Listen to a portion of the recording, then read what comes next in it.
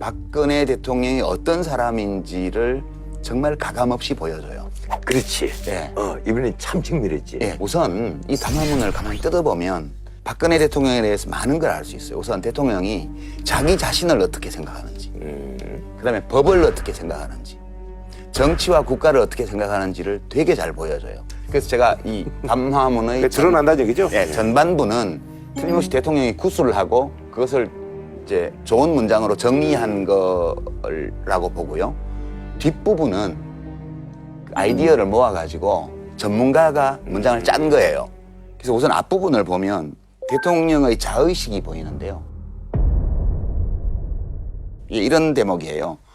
정치 시작했을 때부터 오늘 이 순간까지 오로지 국가와 국민을 위하는 국민을 위하는 마음으로 모든 노력을 다해 왔습니다. 단 한순간도 저의 사익을 추구하지 않았고 작은 사심도 품지 않고 살아왔습니다. 근데 그 부분에 있어서 이거요. 좀 대중들이 좀 많이 환해하는 부분 아닌가요? 예, 이거는 화를 내든 말든 상관없이 박근혜 대통령이 정직하게 자기 자신에 대한 생각을 밝힌 거예요. 그러니까 아주 지독한 나르시시즘이고요. 그리고 확신이에요. 나는 애국자라는 확신이요. 이게 사실이든 아니든 대통령은 자기 자신을 이렇게 생각하고 있는 거예요. 두 번째는 법의식인데요. 대통령이 법을 어떻게 인식하고 있느냐. 이 대목은 이 문장에 나타나는데 지금 벌어진 여러 문제들 역시 저로서는 국가를 위한 공적인 사업이라고 믿고 추진했던 일들이었고 그 과정에서 어떠한 개인적 이익도 취하지 않았습니다. 똑같죠. 이 얘기는 지난번 담화하고. 우리 법은 국가보안법만 제외하고는 모든 형법이 행위를 처벌하는 거예요. 생각과 의도를 처벌하는 게 아니고요.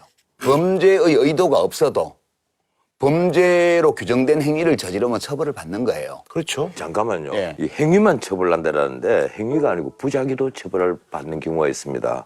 예, 근데 엄격히 말하면 직무유기 같은 거요? 어린아이를 낳아서 젖을 안 먹이잖아요. 예. 안 먹여서 아사를 시키잖아요. 그러면 부작위잖아요. 그것도 행위예요. 젖을 안 먹인 것도. 그것도 행위죠. 행위예요. 그러니까 사실은 그것도 행위예요. 행위를 처벌하는 거지 법은 의식을 처벌하는 게 아니에요. 그러면 박근혜 대통령이 자기가 한 일에 대해서 이 일이 법에 어긋나냐 안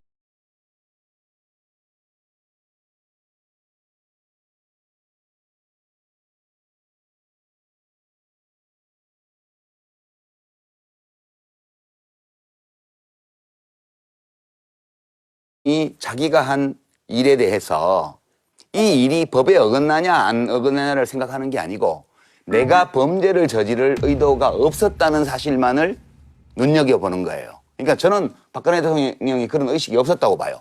범죄를 저지르겠다는 의지, 고의 또는 내가 범죄를 저지르고 있다는 인식이 없었으리라고 봐요. 이 일을 할 때. 그리고 본인은 확실하게 그 점을 확신하고 있는 거예요. 그래서 억울해요.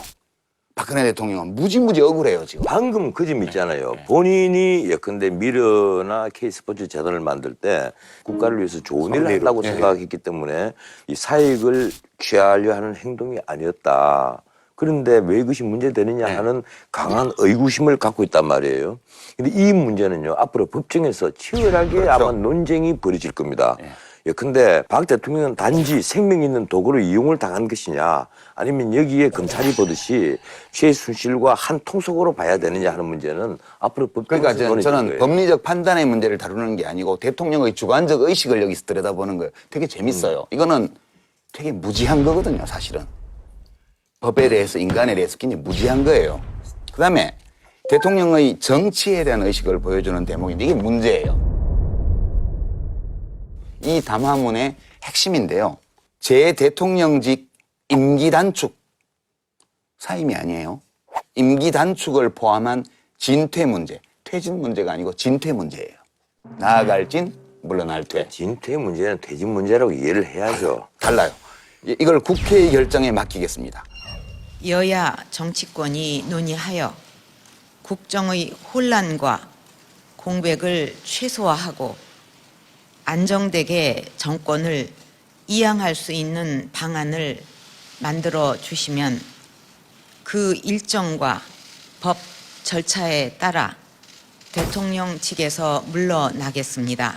이렇게 표현돼 있어서 물러나겠다는 뜻으로 해석을 해요, 사람들이. 아니 외관적으로는 명백히 그 임기를 단축하고 이 국회가 정해주는 대로 사임을 하겠다 이것으로 해석을 할 수밖에 없는 문장은 아니죠. 맞아요. 다만 그 문장을 던져놓은 배우의 생각이 우리 생각과는 다르다는 거예요. 그렇죠. 예. 그러니까 그 얘기예요, 이거는 나는. 해석을 하기 전에 먼저 통역을 해야 돼요. 그러니까 이 임기 단축이라는 표현을 쓴 거는 하야할 뜻이 없다는 의미예요, 이게 첫 번째로. 두 번째는 퇴진이라는 단어를 안 쓰고 진퇴를 쓴 거는 그냥 있을 수도 있다는 뜻이에요. 제가 해석하기에는, 번역하기에는. 그다음에 자기가 물러나는 것이 아니고 정권을 이양하는 거예요. 내가 하야하고 사임하고 탄핵당해서 그냥 쫓겨나는 게 아니고 내가 정권을 이양하는 거예요. 이렇게 할 수 있는 방안을 국회가 내놔라. 국민들은 지금 다수의 국민들이 물러나거나 국회가 탄핵해서 내쫓아라. 이게 국민 여론인데 대통령 본인은 법 절차에 따라 물러나겠다는 거예요. 이거는 대통령이 정권을 이양하고 물러날 수 있는 법 절차가 뭐 있어요? 우리 헌법에? 없죠. 그러니까요. 법 절차가 없어요. 대통령이 그냥 자진 사임하는 건 하야라고 우리가 보통 말을 하는데 그거는 법에 규정된 게 아니고 정치적으로 대통령이 그냥 그만두는 거예요. 그럼 두 번째로 대통령이 물러날 수 있는 절차는 탄핵이에요. 탄핵.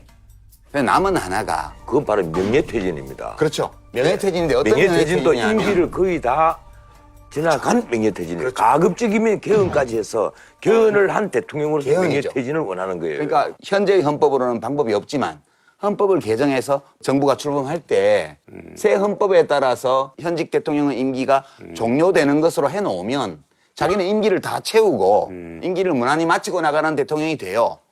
그래야 이게 탄핵을 받아서 그만두게 되면 전직 대통령 예우도 못 받잖아요. 아니 지금 그러니까 이게 대통령이 지금 받아들일 수 있는 마지노고 이것 말고 나는 못 받아 지금 이렇게 얘기한 아니, 거로 저는 나는 해석해요. 지금 이것은 뭔가 하면 이른바 지금까지 야권에서 먼저 주장을 하고 일부 그 제야 원로들이 주장을 한 질서 있는 퇴진이란 말이에요. 내가 보기로는 그걸 받아들이는 모양새를 취한 것인데. 무늬만. 예. 그럼 무늬만 아니, 그런 그걸 무늬만 만약 그런 아니 거죠. 그걸 실제로 만약에 질서 있는 퇴진을 받아들인 것 같으면 이렇게 표현하면 안 아니, 되죠.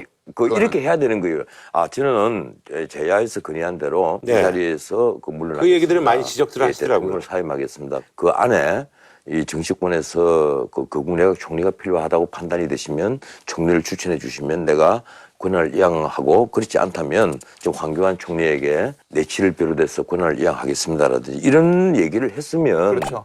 이 대통령이 아 정말 완전히 사임을 했구나 이렇게 그러면 통역이 받아들이겠는데 필요 없어요. 그럼 예. 우리가 뭐 이렇게 모일 필요도 없잖아요. 그렇지. 아니지. 그래도 모여야지. 그거 얼마나 중요한 일인데 좀 그거는 자료로 그냥 보여주면 되는 거지. 뭐. 제가 봐도 그래도 될것 그래도 같은데요. 모여야지.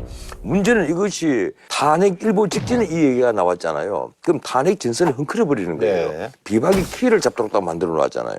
새누리당의 총에서 정진석 그 원내대표가 2일날 탄핵, 9일날 탄핵 이거 안 된다. 그때 낌새가 이미 이상했어요, 사실은. 그리고